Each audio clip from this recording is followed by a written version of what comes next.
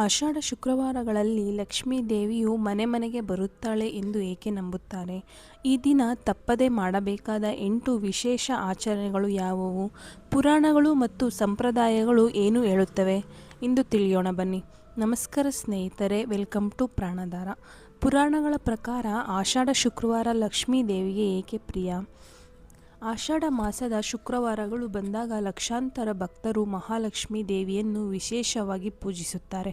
ಆದರೆ ಒಂದು ಪ್ರಶ್ನೆ ಹಲವರ ಮನಸ್ಸಿನಲ್ಲಿ ಮೂಡುತ್ತದೆ.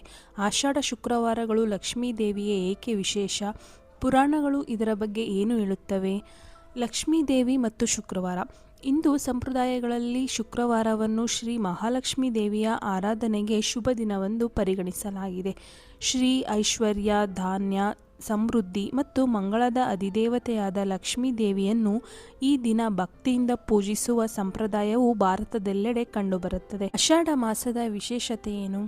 ಆಷಾಢ ಮಾಸವು ಮಳೆಗಾಲದ ಆರಂಭದ ಪ್ರಮುಖ ಕಾಲವಾಗಿದೆ. ಕೃಷಿ ಪ್ರಧಾನ ಸಮಾಜದಲ್ಲಿ ಈ ಸಮಯವು ಹೊಸ ಆಶೆ ಮತ್ತು ಸಮೃದ್ಧಿಯ ಸಂಕೇತವಾಗಿದೆ. ಆದ್ದರಿಂದ ಅನೇಕ ಪ್ರದೇಶಗಳಲ್ಲಿ ಈ ತಿಂಗಳಲ್ಲಿ ಲಕ್ಷ್ಮೀ ದೇವಿಯ ಕೃಪೆಗಾಗಿ ವಿಶೇಷ ಪೂಜೆ, ವ್ರತ ಮತ್ತು ದೀಪಾರಾಧನೆ ಮಾಡುವ ಸಂಪ್ರದಾಯ ಬೆಳೆದು ಬಂದಿದೆ. ಪುರಾಣಗಳು ಏನು ಹೇಳುತ್ತವೆ? ವಿವಿಧ ಪುರಾಣಗಳು ಮತ್ತು ಸ್ಥಳೀಯ ಸಂಪ್ರದಾಯಗಳಲ್ಲಿ ಲಕ್ಷ್ಮೀ ದೇವಿಯನ್ನು ಸ್ವಚ್ಛತೆ, ಸಾತ್ವಿಕತೆ, ದಾನ, ಭಕ್ತಿ ಮತ್ತು ಧರ್ಮದೊಂದಿಗೆ ಸಂಪರ್ಕಿಸಲಾಗಿದೆ. ಮನೆಯಲ್ಲಿ ಸ್ವಚ್ಛತೆ, ದೀಪ ಹಚ್ಚುವುದು, ಭಕ್ತಿಯಿಂದ ಪೂಜೆ ಮಾಡುವುದು ಮತ್ತು ಅನ್ನದಾನ ಮಾಡುವ ಸ್ಥಳದಲ್ಲಿ ಲಕ್ಷ್ಮೀ ದೇವಿಯ ಅನುಗ್ರಹ ದೊರೆಯುತ್ತದೆ ಎಂದು ಅನೇಕ ಸಂಪ್ರದಾಯಗಳು ನಂಬುತ್ತವೆ. ಆಷಾಢ ಶುಕ್ರವಾರದ ಆ 8 ವಿಶೇಷತೆಗಳೇನು ಗೊತ್ತಾ? ಲಕ್ಷ್ಮೀ ಆರಾಧನೆಗೆ ಶುಭ ದಿನ. ಶುಕ್ರವಾರವನ್ನು ಮಹಾಲಕ್ಷ್ಮೀ ದೇವಿಯ ದಿನವೆಂದು ಅನೇಕ ಹಿಂದೂ ಸಂಪ್ರದಾಯಗಳು ಪರಿಗಣಿಸಲಾಗುತ್ತವೆ.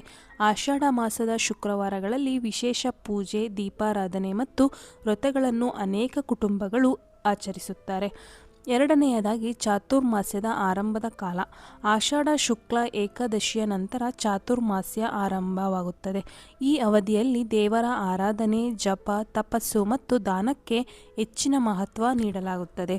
ಮೂರನೆಯದಾಗಿ ಸ್ವಚ್ಛತೆಗೆ ಮಹತ್ವ ನೀಡಲಾಗುತ್ತದೆ.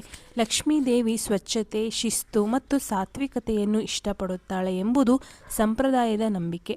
ಆದ್ದರಿಂದ ಮನೆ ಶುಚಿಗೊಳಿಸಿ, ರಂಗೋಲಿ ಹಾಕಿ, ದೀಪ ಹಚ್ಚಿ ಪೂಜೆ ಮಾಡಲಾಗುತ್ತದೆ. ನಾಲ್ಕನೆಯದಾಗಿ ದೀಪಾರಾಧನೆ. ಸಂಜೆ ತುಪ್ಪ ಅಥವಾ ಎಳ್ಳೆಣ್ಣೆಯ ದೀಪ ಹಚ್ಚಿ ಮಹಾಲಕ್ಷ್ಮಿಯನ್ನು ಪ್ರಾರ್ಥಿಸುವ ಸಂಪ್ರದಾಯವಿದೆ. ಐದನೆಯದಾಗಿ ಶ್ರೀ ಸೂಕ್ತ ಮತ್ತು ಲಕ್ಷ್ಮೀ ಅಷ್ಟೋತ್ತರ. ಈ ದಿನ ಶ್ರೀ ಸೂಕ್ತ, ಕನಕದಾರ ಸ್ತೋತ್ರ, ಲಕ್ಷ್ಮೀ ಅಷ್ಟೋತ್ತರ ಶತನಾಮಾವಳಿ ಪಠಣವನ್ನು ಅನೇಕ ಭಕ್ತರು ಮಾಡುತ್ತಾರೆ. ಸುಮಂಗಲಿಯರಿಗೆ ಗೌರವ.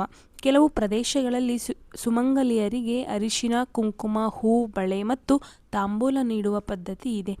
ಏಳನೆಯದಾಗಿ ದಾನ ಮತ್ತು ಅನ್ನದಾನ. ಬಡವರಿಗೆ ಅನ್ನ, ಬಟ್ಟೆ ಮತ್ತು ಅಗತ್ಯ ವಸ್ತುಗಳನ್ನು ದಾನ ಮಾಡಿದರೆ ಪುಣ್ಯ ದೊರೆಯುತ್ತದೆ ಎಂಬ ನಂಬಿಕೆ ಇದೆ. ಎಂಟನೆಯದಾಗಿ ಲಕ್ಷ್ಮೀ ದೇವಿಯ ನಿಜವಾದ ಕೃಪೆ.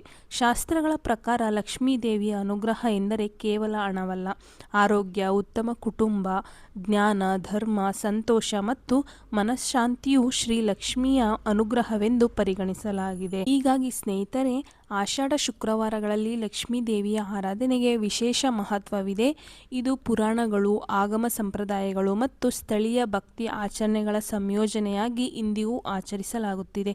ಭಕ್ತಿಯಿಂದ ಮಾಡಿದ ಪೂಜೆ, ಸತ್ಕಾರ್ಯ ಮತ್ತು ಒಳ್ಳೆಯ ಜೀವನವೇ ದೇವಿಯ ಕೃಪೆಗೆ ನಿಜವಾದ ಮಾರ್ಗ ಎಂದು ನಮ್ಮ ಸಂಪ್ರದಾಯ ತಿಳಿಸುತ್ತದೆ. ಈ ವಿಡಿಯೋ ನಿಮಗೆ ಇಷ್ಟವಾದರೆ ಲೈಕ್ ಮಾಡಿ, ಶೇರ್ ಮಾಡಿ ಮತ್ತು ಪ್ರಾಣಧಾರ ಚಾನಲನ್ನು ಸಬ್ಸ್ಕ್ರೈಬ್ ಮಾಡಲು ಮರೆಯಬೇಡಿ. ಧನ್ಯವಾದಗಳು.